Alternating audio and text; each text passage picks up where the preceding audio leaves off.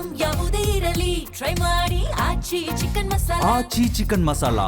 Korean ಗೇಮ್ಗೆ ಯುವಕ ಬಲಿಯಾದಂತಹ ಪ್ರಕರಣ ಟಿವಿ5ಗೆ Hubballi Dharwad police ಆಯುಕ್ತ ಎನ್ ಶಶಿಕುಮಾರ್ ಪ್ರತಿಕ್ರಿಯೆ ಕೊಟ್ಟಿದ್ದಾರೆ. ಸದ್ಯ ಅಸಹಜ ಸಾವು ಅಂತ ದೂರು ದಾಖಲಾಗಿದೆ. ಪ್ರಕರಣ ದಾಖಲಿಸಿಕೊಂಡು ತನಿಖೆಯನ್ನು ನಡೆಸಲಾಗ್ತಾ ಇದೆ. ಯುವಕನ ಮೊಬೈಲ್ನ FSILಗೆ ರಿಪೋರ್ಟ್ಗಾಗಿ ಕಳಿಸಲಾಗಿದೆ. ವರದಿ ಬಂದ ಬಳಿಕ ಆತ್ಮಹತ್ಯೆಗೆ ನಿಖರ ಕಾರಣ ಏನು ಅಂತ ಗೊತ್ತಾಗುತ್ತೆ.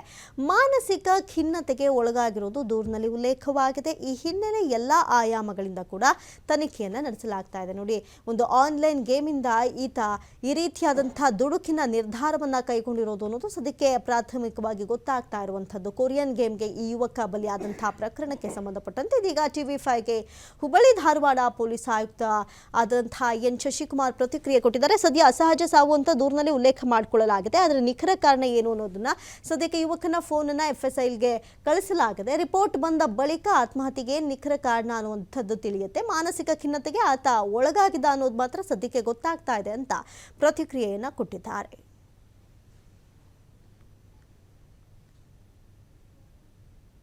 ಕೊರಿಯನ್ ಗೇಮ್ ಇವತ್ತು ಯುವ ಸಮುದಾಯವನ್ನೇ ಬಲಿ ತೆಗೆದುಕೊಳ್ತಾ ಇದೆ. ಇಂತಹ ಅನುಮಾನ ಇವತ್ತು ಧಾರವಾಡದಲ್ಲಿಯೂ ಸಹ ಇವತ್ತು ಕೊರಿಯನ್ ಗೇಮ್ ಒಂದು ಯುವಕರನ್ನ ಬಲಿ ತೆಗೆದುಕೊಂಡಿದೆಯಾ ಅಂತೇಳಿ ಒಂದು ಪ್ರಶ್ನೆ ಉದ್ಭವವಾಗಿದೆ. ವಿಕಾಸ್ ಅಂತೇಳಿ 20 ವರ್ಷದ ಯುವಕ ಇವತ್ತು ಕೊರಿಯನ್ ಗೇಮ್ಗೆ ಬಲಿ ಆಗ್ತದೆ ಅಂತ ಒಂದು ಊಹಾಪೋಹ ಇದೆ. ಈ ಸಂಪುಟಕ್ಕೆ ನನ್ನ ಜೊತೆ ಮಾತಾಡಲಿಕ್ಕೆ ಹುಬ್ಬಳ್ಳಿ ಧಾರವಾಡ ಪೊಲೀಸ್ ಆಯುಕ್ತ ಎನ್ ಶಶಿಕುಮಾರ್ ಇದ್ದಾರೆ. ನಾನು ಅವರನ್ನೇ ಮಾತಾಡ್ತೀನಿ. ಸರ್, 20 ವರ್ಷದ ಯುವಕ ವಿಕಾಸ್ ಅಂತೇಳಿ ಕೊರಿಯನ್ ಗೇಮ್ಗೆ ಬಲಿ ಆಗಿದ್ದಾನೆ ಅಂತ ಹೇಳ್ತಿದ್ದಾರೆ ಸರ್. ಈಗ ನಮ್ಮ ಧಾರವಾಡ ಸಬರ್ಬನ್ ಪೊಲೀಸ್ ಠಾಣೆಯಲ್ಲಿ 6ನೇ ತಾರೀಕು ಒಂದು ಅನ್ಯಾಚುರಲ್ ಡೆತ್ ಪ್ರಕರಣ ರಿಪೋರ್ಟ್ ಆಗಿದೆ. ಅದರಲ್ಲಿ ವಿಕಾಸ್ ಅಂತ ಸುಮಾರು 20 ವರ್ಷ ವಯಸ್ಸು ಮನೆಯಲ್ಲಿ ಹ್ಯಾಂಗ್ ಮಾಡ್ಕೊಂಡಿರುವಂಥದ್ದು ಅವರ ಪೋಷಕರೇ ನೋಡಿಬಿಟ್ಟು ಗಮನಕ್ಕೆ ತಂದಿದ್ದಾರೆ. ಮತ್ತು ಅದರಲ್ಲಿ ಯಾವ ಕಾರಣಕ್ಕೆ ಮಾಡಿದ್ದಾನೆ ಅನ್ನೋವಂಥದ್ದು ಇನ್ನೂ ತನಿಖೆ ಮಾಡಬೇಕಾಗಿದೆ. ಅವನು ಪೋಷಕರು ಹೇಳುವಂಥದ್ದು ಸುಮಾರು 20 ವರ್ಷ ವಯಸ್ಸಾಗಿತ್ತು ಅವನಿಗೆ. ಮತ್ತು JEE ಟ್ರೈ ಮಾಡಿದ್ದ, ಅವನಿಗೆ ಬೇಕಾದ ರಿಸಲ್ಟ್ ಸಿಕ್ಕಿರಲಿಲ್ಲ ಅಂತ ಬೇಸರದಲ್ಲಿದ್ದ ಅನ್ನೋಂಥದ್ದು ಒಂದು ವಿಷಯ ಹೇಳ್ತಾರೆ. ಮತ್ತು ಮನೆಯಲ್ಲೇ ಇರ್ತಿದ್ದ, ಒಂಟಿಯಾಗಿ ಇರ್ತಿದ್ದ ಅನ್ನೋಂಥದ್ದು ಕೂಡ ಹೇಳ್ತಾರೆ. ಅದಕ್ಕೆ ಮುಂದುವರೆದು ಇನ್ನು ಯಾವ ಕಾರಣಕ್ಕೆ ಈ ಒಂದು ಆತ್ಮಹತ್ಯೆ ಆಗಿದೆ ಅನ್ನೋಂಥದ್ದು ಪತ್ತೆ ಮಾಡ್ತಾಯಿದ್ವಿ. ಮತ್ತು ತಾವು ಹೇಳ್ದಂಗೆ ಅಲ್ಲಿ ಸ್ಥಳೀಯರು ಇವರೆಲ್ಲ ಗೇಮ್ಸಲ್ಲಿ ಏನಾದರೂ ಆಡ್ತಾ ಇದ್ನ ನೋಡಿ ಅಂತಲೂ ನಮಗೆ ಹೇಳಿದ್ದಾರೆ. ಸೊ ಅದನ್ನು ಕೂಡ ಅನಲೈಸ್ ಮಾಡಲಾಗುತ್ತೆ, ಇನ್ವೆಸ್ಟಿಗೇಷನ್ ಮಾಡಲಾಗುತ್ತೆ. ಮತ್ತು ಆತನ ಮೊಬೈಲಲ್ಲಿ ಕೊರಿಯನ್ ಗೇಮ್ ಆ್ಯಪ್ಗಳು ಇನ್ಸ್ಟಾಲೇಷನ್ ಆಗಿದ್ದವು ಅಂತ ಸರ್. ಮೊಬೈಲಲ್ಲಿ ಏನೇನಿತ್ತು ಅನ್ನೋಂಥದ್ದು ನಾವು FSILಯಿಂದ ವೆರಿಫೈ ಮಾಡಿಸ್ಬೇಕಾಗತ್ತೆ. ಸೊ ಏನೇನಿತ್ತು ಅದನ್ನೆಲ್ಲ ಇದು ಮಾಡಲಿಕ್ಕಾಗತ್ತೆ.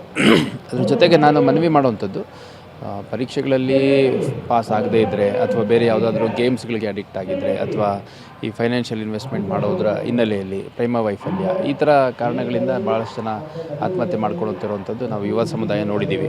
ಸೊ ಇಂಥದಕ್ಕೆಲ್ಲ ಮುಂದಾಗಬಾರ್ದು ಎಲ್ಲ. ಯಾಕಂದರೆ ಪ್ರತಿಯೊಬ್ಬರ ಜೀವನ ತುಂಬ ಅಮೂಲ್ಯವಾದ್ದು. ಆ ಜೀವ ಕಳ್ಕೊಳ್ಳುವಂಥ ಕೆಲಸ ಯಾರು ಮಾಡಬಾರ್ದು ಅಂತ ನಾನು ಮನವಿ ಮಾಡಲಿಕ್ಕೆ ಇಷ್ಟಪಡ್ತೀನಿ. ಸರ್, 24 ತಾಸು ಮೊಬೈಲ್ಗೆ ಅಡಿಕ್ಟ್ ಆಗಿದ್ದ ಸರ್ ಯುವಕ ವಿಕಾಸ್ ಅಂತೇಳಿ. ಯುವ ಸಮುದಾಯ ಬಹಳಷ್ಟು ಇವತ್ತು ಮೊಬೈಲ್ಗೆ ಅಡಿಕ್ಟ್ ಆಗ್ತಿದೆ ಸರ್. ಅಲ್ಲ, ಅದು ಭಾಳ ಪ್ರತಿಯೊಂದು ಟೆಕ್ನಾಲಜಿ ಬಂದಾಗ ಅದರದ್ದು ಪಾಸಿಟಿವ್ ನೆಗೆಟಿವ್ ಎರಡೂ ಇರುತ್ತೆ. ಈಗ ಇದೇ ಮೊಬೈಲ್ ಉಪಯೋಗಿಸ್ಕೊಂಡು ಎಷ್ಟೋ ಜನ ಬದುಕು ಕಟ್ಕೊಂಡಿದ್ದಾರೆ.